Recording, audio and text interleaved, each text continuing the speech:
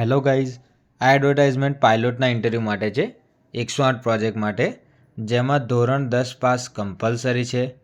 5 વર્ષ જૂનું LMV licence ધરાવનાર ઇન્ટરવ્યૂ આપવા આવી શકે છે. 5 વર્ષનો ડ્રાઇવિંગનો અનુભવ હોવો જરૂરી છે. 35 વર્ષ ઉંમર મર્યાદા રાખવામાં આવેલ છે. ઇન્ટરવ્યૂ 18 નવેમ્બરના રોજ રાખવામાં આવેલ છે.